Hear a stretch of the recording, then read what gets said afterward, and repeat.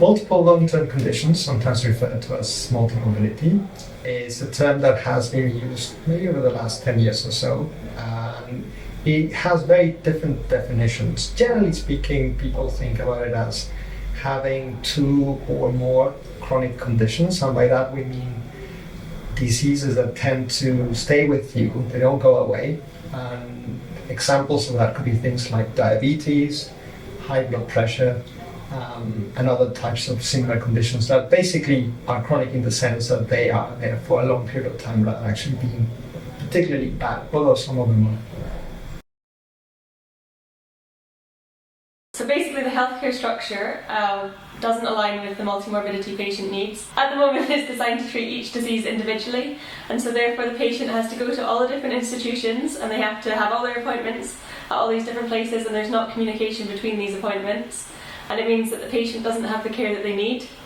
And from this it means they have negative polypharmacy effects, they don't understand the drug-to-drug interaction and the drug-to-disease interactions.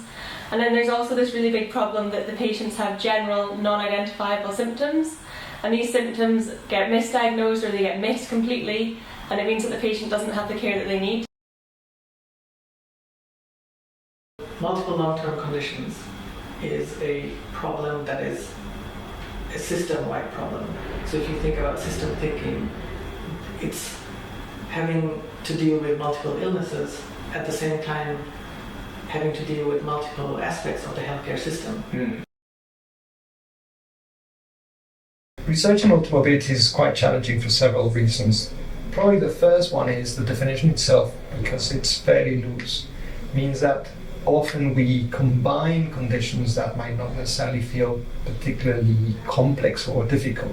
People would say, well, it's not the same thing having diabetes and having myocardial infarction or a heart attack recently compared to, let's say, having asthma and an ingrown toenail. So those would be 2 examples of multimorbidity, but people will think they're actually quite different in terms of the impact it has on the individual. So for starters, most of the research that's been going on so far focuses on just quantifying, saying if you have more than 2 conditions, how is that impacting on things like how long you're living or your quality of life, and that's as far as we've got so far. Highlighting, as you would imagine, that when you have more conditions, yes, you tend to live for less amount of time, so it's highly associated with increased risk of death, and also associated with low quality of life, so your quality of life is actually reduced. But when you look a little bit more closely about which conditions or which combination of conditions are associated with worse events, then it becomes quite complex because the combinations can occur in all those different ways. So as part of that, it is challenging itself to study multimorbidity at a global level. And we need different approaches of even understanding which conditions we might decide are in the list of multiple long-term conditions to study. And from that, thinking also things of, for example, weighing which ones are the most relevant ones and which are the ones that require more care or more study. We now have the opportunity to study millions of people, so on a scale that we haven't been able to do before. And also we have the lifetime record, so we have decades of information on millions of people, and so really it's opened up a whole new world of opportunities. I guess one of the major advantages of using health records data is that the data is already there. So the speed with which you can do epidemiology has increased. When I started out as an epidemiologist more years ago than I would like to admit, we had to recruit patients or participants, collect information from them directly using questionnaires and sometimes doing our own measurements, taking bloods from them, and then following them up annually for 5, 10, 15 years was probably the longest research project that I was involved in, which obviously has huge implications for both time and costs, whereas now a lot of that information is available, I would say at the touch of a button, but it's not quite as simple as that. how to collect the data, and these symptoms need to be done digitally so that the patient can use them. It needs to be friendly for their social network and for the people around them to also use. I think the most important thing about thinking about digital health is to make it flexible and to make it accessible to different groups of people that you might not be considering. If a person has, let's say, diabetes and arthritis, they would have to go to 2 different doctors.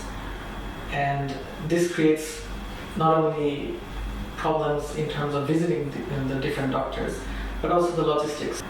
Research currently is also focused on one particular illness. So pharmaceutical companies, when developing drugs, let's say for high blood pressure, they'll focus on that issue. But often what we see now is that there are linkages between the conditions. So AI, until recently, could be thought as a series of tools, maybe an extension to most common statistical methods. And as such, they probably would advance in a similar way to statistical methods that we, until recently, we had. There's been, though, a breakthrough in the sense that AI can now be used to not only model characteristics that we already know are relevant, but even understanding and identifying which characteristics could be useful and relevant for specific associations, in this case, complex scenarios, multiple long-term conditions, or several multiple long-term conditions. And because of that, by removing the human aspect of that, it might help us identify novel combinations of diseases, novel clusters that could be much more consistent over several databases and over time. So that's one very exciting new aspect. Other thing is that using AI, it could also help us to determine novel ways not only of looking at a condition, but thinking more holistically about the health process of the individual. For example, we're doing some research in this department trying to understand health status and health trajectories over time. Instead of focusing on specific conditions, trying to characterize the individual's health, maybe based around systems, for example, respiratory system or your cardiovascular system, and using some biomedical data, some biomarkers, or other sources to actually track that information over a period of time. Well, my research interest is in the intersection of machine learning and medical statistics.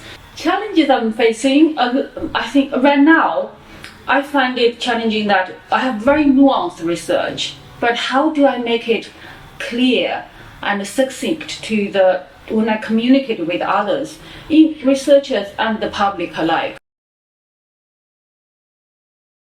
Machine learning is coming. The reason I'm doing it is it's so useful.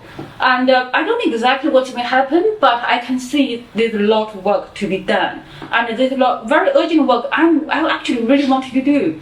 For example, I'm working on UK biobank study. It has 500,000 volunteers, middle-aged to old-age volunteers in this country. And we have a lot of data about them. We have thousands columns of data of each person. And we really need to make use of a rich data. That's what I'm doing right now. And I don't know where it's going to lead us. There's a lot of debate about it, but I can see there's a lot of good work to be done.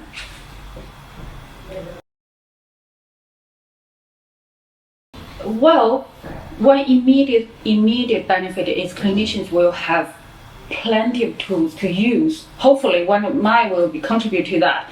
But there again, that brings the problem is too many tools to use. Which one do I use? How do I know that's trustworthy? And when you were given an algorithm, intuitively you want to know, well, how does it work? It's our human nature to want to know how things work. With machine learning, it's very hard to give a very simple answer to how it works. Indeed, this is what I'm trying to do now in my research. I'm working on a method called explainable AI, and that can explain AI, turn the black box into somewhat more transparent, somewhat more understandable.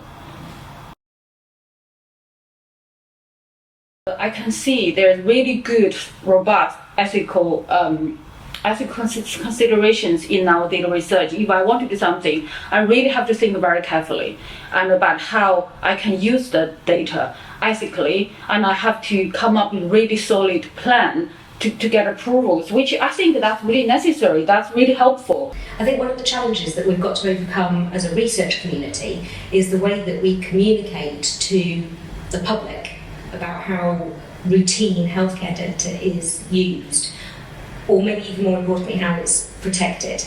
Because obviously it's our own medical information, and we want that to be used in a responsible way. And there are a lot of safeguard procedures that ensure that only bona fide researchers can use it, and we all have training, and the data is kept securely in secure research environments. Also, it is anonymised to a high standard, and the data that certainly I work with is all coded information, so we don't have any free text, so it would be very, very hard to identify anybody within that data. But I think just to reassure people that actually this data is being used for the benefit of all of us. Public involvement is critically important to research because there are things that we can learn from textbooks, but there are things that we can't, and that lived experience, that real understanding of the condition can only be known by those that are going through it. So it's really important that we capture those views. And it's also ethically important that the research is for those end users, and so they should have a voice in it. And certainly for the National Institute of Health and Care Research and the Applied Research Collaboration, we are publicly funded, so we have a duty to respond and spend that money ethically, and have that public voice right at the outset, from setting the priorities where the research is going, what's important to them. A crucial part of designing a new intervention, especially with such a complex target audience, so like multimorbidity patients, older patients, I think we really need to have their input to see what they're comfortable using, what would fit into their life, how much clinical input they can have, how much self-monitoring they can take on. I think it's really important that you bring the patient perspective into this.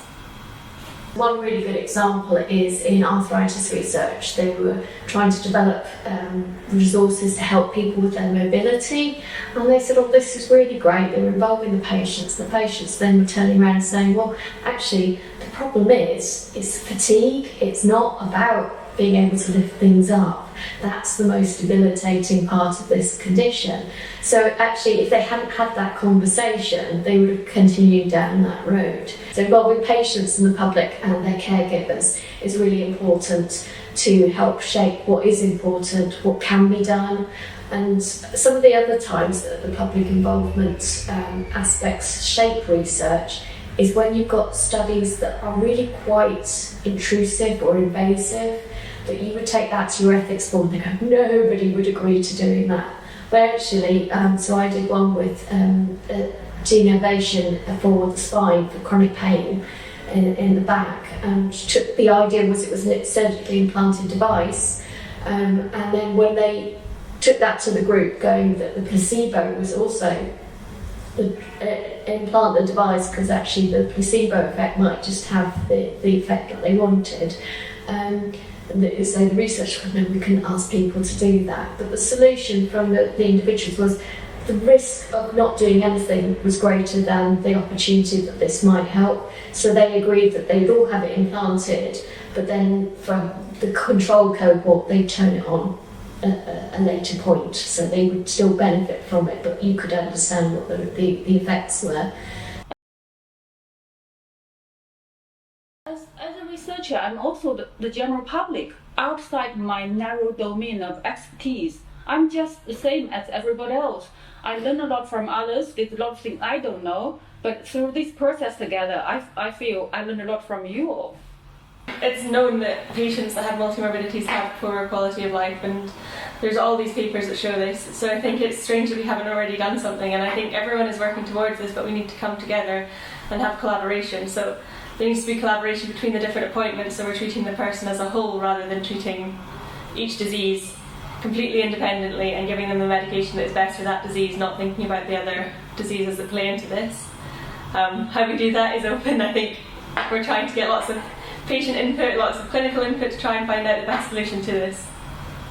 Part of our research is to work with the public and patient engagement to find the best way to identify these problems and evaluate where an intervention would have a larger impact. So I think some of the major challenges of using this sort of data is actually sometimes researchers' expectations. Because the data is already there, I think there's an expectation that the research can be done very quickly. But actually there's a lot of work that needs to go into processing that data and getting it ready for the algorithms or artificial intelligence to be run upon it. And so there's a lot of pre-processing that needs to be conducted before you can start. From a practical point of view, I think data, because it's collected during routine healthcare appointments, it's not collected in a particularly standardised way. So if you're thinking back to traditional epidemiology where you would collect the information for a particular project, you would record things in a standard way at the same time points, and that's not available in the routine records. So I think one of the major challenges and opportunities for improvements would be to try and standardise coding practices at the point of healthcare delivery, because that would make a lot of the research much easier to conduct.